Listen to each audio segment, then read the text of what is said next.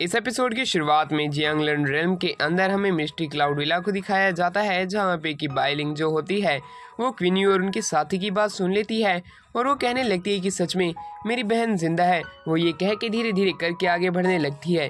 क्विनी उन्हें बताता है कि हाँ अभी वो जिंदा है और उसे हेवनली प्रिजन के अंदर बंद कर रखा है। और ये बात सुन के बाइलिंग जो होती है वो सीधा सीबल से कहने लगती है कि तुम उसे ज़रूर बचा के लेके आओगे, तुम मुझसे ये वादा करो। और वहीं पे क्वीनी जो होता है वो उसे कहता है कि बाइलिंग अभी तुम्हारी तबीयत बहुत ही ज़्यादा ख़राब है, इसलिए तुम्हें घर पे रुकना होगा और साथ में सीबल को भी, और रेस्क्यू का काम जो है वो तुम हम दोनों पे छोड़ दो। और वहीं पे वो दोनों भी अब खुश होते हैं कि आखिरकार क्वीनी और हाउफी जा रहे हैं। दूसरी तरफ अब हमें उसी हेवनली प्रिजन को दिखाया जाता है, जहाँ पे काफ़ी सारे गार्ड्स जो होते हैं उस किले की अभी रक्षा कर रहे होते हैं। और वहीं दूसरी तरफ अब हमें दिखाया जाता है उन्हें देखने के लिए वहाँ पे हाउफी और क्वीनी जो होते हैं वो उन्हें दूर से देख रहे होते हैं। हाउफी कहता है कि मैं सीधा जाके उन सभी को मार के बाइलिंग की सिस्टर को रेस्क्यू कर सकता हूँ, पर वहीं पे क्वीनी उसे रोकता है और सबसे पहले उस प्रिजन के ऊपर थोड़ा अटैक करता है। और फिर हमें पता चलता है कि उस प्रिजन के ऊपर एक तरह की प्रोटेक्टिव शील्ड लगा रखी है, जिसको कि भेदना बहुत ही ज़्यादा मुश्किल है। और वहीं पे गार्ड कहने लगते हैं चाहे कितने से कितना पावरफुल आदमी आ जाए वो इस शील्ड को नहीं तोड़ पाएगा, और वो ये कह के बहुत ही ज़्यादा खुश होते हैं। दूसरी तरफ क्वीनी जो होता है वो कहता है कि अच्छा हुआ कि हमने इन लोगों के ऊपर अटैक नहीं किया। ज़्यादा टाइट सिक्योरिटी होने के कारण वो दोनों वहाँ से चले जाते हैं और एक जंगल में आके बैठ जाते हैं, जहाँ पे हाउफी को काफ़ी ज़्यादा गुस्सा आ रहा होता है क्योंकि उसने बाइलिंग से वादा किया था कि वो उसकी सिस्टर को बचा के लेके आएगा, पर उस वादे को नहीं निभा सकता है। वहीं दूसरी तरफ जो क्वीनियो होता है वो उसे समझाने लगता है इसमें हमारी गलती नहीं है, वहाँ पे बहुत ही ज़्यादा टाइट सिक्योरिटी थी, बाकी हम उसे बचाने की ज़रूर कोशिश करेंगे। और वहीं पे अब वो ब्रदर जोंग की बात करने लगता है और कहता है कि तुम्हें क्या लगता है कि ब्रदर जोंग ने ये सब जानबूझ के ही किया होगा, जिसके ऊपर हाउफी कहने लगता है कि हाँ उसने बिल्कुल ही जानबूझ के ही किया है, अगर वो मेरे सामने आया तब मैं उसे मार भी दूंगा। जिसके ऊपर क्वीनी उसे समझाने लगता है कि शायद से गलतफहमी हो सकती है। हाउफी कहता है गलतफहमी, ये कोई चीज़ गलतफहमी हो सकती है जहाँ पे सीबल के ऊपर उन लोगों ने अटैक किया।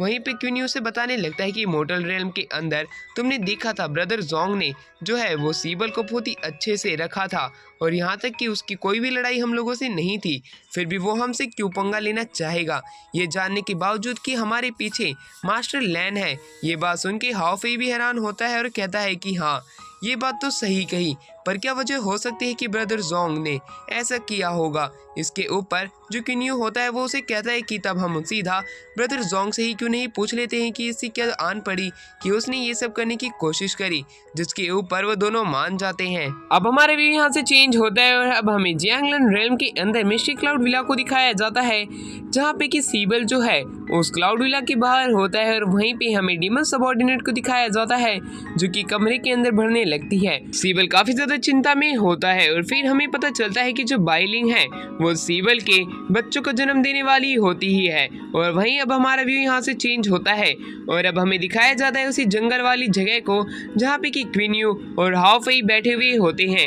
वहीं पे क्वीनियो हाउफी को कहता है कि अगर तुम्हें 1 मिनट के अंदर भी कुछ भी अगर अलग लगता है और कोई भी आदमी अनजान हमारी तरफ आता है तो तुम उसे मार देना, जिसपे हाउफी मान जाता है। दूसरी तरफ उसी समय वहाँ पे ब्रदर जोंग आता है, वो आते ही क्वीनियो को पहले ग्रीट करता है और उसके हालचाल पूछता है।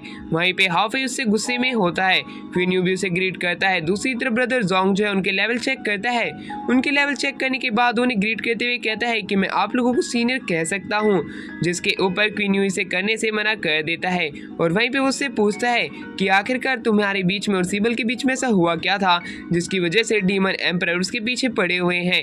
जिसके ऊपर ब्रदर जोंग ने कहता है कि मुझे सबसे पहले तो सीबल के सामने फेस टू फेस ये सारी बातें करनी है, मैं उससे ये बात करना चाहता हूँ। जिसके ऊपर क्वीनियो जो होता है वो सीबल को बाहर आने के लिए कहता है और अपनी पावर का इस्तेमाल करते हुए वो सीबल को अपने सामने लेके आता है। सीबल अपने सामने ब्रदर जोंग को देख के काफी ज्यादा गुस्से में होता है, वो अपने स्पीयर को बाहर निकाल लेता है और वो ब्रदर जोंग के ऊपर अब अटैक करने लगता है। ब्रदर जोंग जो होता है वो सीबल के अटैक से बचता है और उसे उसकी बात सुनने के लिए कहता है, क्योंकि ये सिर्फ उनके बीच में एक गलतफहमी ही है। पर सीबल उसकी बात सुनने को राजी नहीं होता और वो ब्रदर जोंग के ऊपर बार बार अटैक करने लगता है। अब उन दोनों की फाइट काफी ज्यादा सीरियस हो जाती है। हाउफी उन्हें रोकने की कोशिश करता है, पर सीबल तब भी नहीं मानता और वो ब्रदर जोंग का पीछा करते हुए जंगलों को भी तबाह करने लगता है। क्वीनियो जो होता है अब उन्हें रोकने की कोशिश करता है और बातों से ही इस मैटर मैटर को सुलझाने की बात करने लगता है, जहाँ पे सीबल और ब्रदर जोंग दोनों ही नहीं मान रहे होते हैं। और वहीं सीबल कहता है कि मुझे सबसे पहले इससे बदला लेना है कि इसने मुझे धोखा कैसे दिया। और ये कहने के बाद वहाँ पे सीबल जो होता है वो ब्रदर जोंग को मारने वाला होता ही है कि तभी क्विन्यू आके उन दोनों को रोक लेता है। वो सीबल को रोक के उसे समझाने लगता है कि अगर हमें बाइलिंग के सिस्टर को बचाना है तब हमें ब्रदर जोंग की जरूरत पड़ेगी ही, जिसके ऊपर सीबल भी रुक जाता है। और वहीं दूसरी तरफ अब जो क्विन्यू होता है वो ब्रदर जोंग से कहता है कि ब्रदर जोंग तुम मेरे एक काम करो, जिस दिन से तुम सीबल से मिले हो उस दिन से आगे की तुम सारी बात को एक एक करके हमें बता दो। और वहीं दूसरी तरफ जो हाओ फेई होता है वो भी सीबल के पास जाता है और कहता है कि मुझे भी लगता है कि ब्रदर जोंग तुम्हें नहीं मारना चाहते हैं, हमें सबसे पहले इसकी बात को सुनना चाहिए, उसी के बाद कोई डिसीजन लेना चाहिए। जिसके ऊपर सीबल उसे कहता है अगर तूने एक लफ्ज भी झूठ बोला तब मैं तुझे वहीं मार दूंगा। वहीं ब्रदर जोंग उसे बताने लगता है कि जब सीबल उसे पहले दिन मिला था गलती से तब उन्होंने बहुत ही अच्छे से ड्रिंक पी थी और उसके बाद वो मैजेस्टी यानी कि एम्पर के पास गया था। जोंग ये चाहता था कि सीबल और पैंगमो डीमन एम्पर आपस में मिलजुल के रहें। उसने सीबल के बारे में उन्हें हर एक बात बताई थी, पर उसके बाद उन्होंने पता नहीं क्यों सीबल को मारने का ऑर्डर दे दिया। और वहीं क्विन्यू जो होता है वो ब्रदर जोंग को कहता है कि तुम हमें एक एक चीज विस्तार में बताओ। जिसके ऊपर ब्रदर जोंग बताते हैं कि जिस दिन वो पैलेस में गया था और उसने ब्लैक सीबल के बारे में मैजेस्टी को बताया था और उन्हें ये भी बताया था कि वो मोर्टल रेम से है और उसकी जो बॉडी टेक्निक्स है वो ज़्यादातर पैंगमो ट्राइब की यूनिक बॉडी टेक्निक है। और ये बात सुन के जो मैजेस्टी थे उनका चेहरा बिल्कुल बदल गया था। और वहीं जब उसने उनसे ब्लैक सीबल के बारे में पूछने की कोशिश की तब उन्होंने कहा कि ये बात तुमसे रिलेटेड नहीं है, तो जोंग तुम्हारे लिए यही अच्छा होगा कि तुम इन चीज़ों के बारे में ना जानो। जोंग ये सारी बातें सीबल, हाओ फेई और क्विन्यू को बताता है। क्विन्यू जो होता है अपने डिसीजन पे आता है और उन्हें कहता है कि ज़रूर मैजेस्टी जो है वो सीबल के बारे में कुछ ना कुछ ऐसी ज़रूर बातें जानता है चूँकि हम लोग नहीं जानते हैं और यहाँ तक कि ब्रदर जोंग भी नहीं जानता है, इसलिए उसने मारने का इसे ऑर्डर दिया है। वो ज़रूर सीबल के अंदर काफ़ी ज़्यादा इंटरेस्टेड होगा और वो यही बातें जोंग से कहता है, जिसके ऊपर जोंग कहता है कि हाँ मैजेस्टी जो है वो ज़रूर सीबल के ओरिजिन के बारे में जानते हैं और इसलिए वो इसे मरवाना चाहते हैं। ये बात सुन के क्विन्यू जो होता है वो बहुत ही ज़्यादा हैरान होता है और वहीं दूसरी तरफ जो सीबल है वो काफ़ी ज़्यादा उदास हो जाता है। जोंग उन्हें कहता है कि मैं तुम लोगों से दुश्मनी नहीं रखना चाहता हूँ। और वहीं हाओ फेई जो होता है वो आगे आते हुए कहता है कि हमारी सिस्टर इन लोग की सिस्टर जो है वो तुम लोगों की कैद में है, हम लोग उसे बचाना चाहते हैं। जिसके ऊपर ब्रदर जोंग उन्हें कहते हैं कि जो तुम्हारी बाइलिंग की सिस्टर है उसे एक बेड के साथ वहाँ पे कैद किया गया है, तुम लोग उसे बचाने आओ और पैंगमो डीमन एम्परर जो है वो तुम लोगों को कैद कर लें। और ये बात सुन के जो सीबल होता है वो हैरान होता है और वहीं पे ब्रदर जोंग उन्हें कहता है कि तुम लोगों को इतना जल्दी इस फैसले नहीं लेने चाहिए, थोड़े समय रुको और अपनी ताकत को इंक्रीज करो। और वहीं पे क्विन्यू जो होता है वो कहता है कि ब्रदर जोंग अगर इतना फ्रैंकली हो रहे हैं तब मैं उनसे एक वादा चाहता हूँ कि वो बाइलिंग की सिस्टर को जितना ज़्यादा सेफ हो सकता है उतना ज़्यादा सेफ रखें और हम लोग अपने कल्टीवेशन रेलम को ब्रेक थ्रू करके इतने पावरफुल बन जाए कि हम जब वापस आए तब हम उसे बचा सके। और ये बात सुन के ब्रदर जोंग जो होता है उनकी बात मानने को राजी हो जाता है और वो वहाँ से चला जाता है।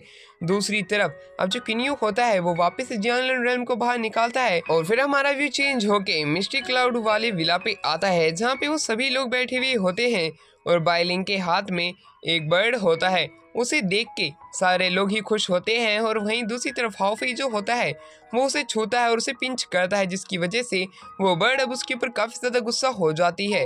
और वहीं दूसरी तरफ क्विन्यू जो होता है वो उन लोगों से इसका नाम पूछता है, जिसके ऊपर जो सीबल और बाइलिंग होते हैं उसका नाम हेइटोंग बताते हैं और ये नाम सुन के वो सभी लोग खुश होते हैं। और दूसरी तरफ वो बर्ड जो होती है उसे देख के क्विन्यू को याद आने लगता है कि जब वो सीबल को पहली बार लेके आए थे सीबल भी पहले ऐसा ही था, पर अब इतना समय बीत चुका है कि अब वो वापस से फादर बन चुका है।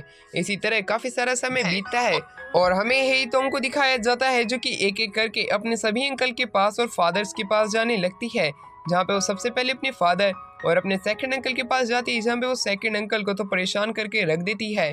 और फिर जहाँ पे क्विन्यू अपनी प्रैक्टिस कर रहा होता है वो उसके पास जाके बैठ जाती है।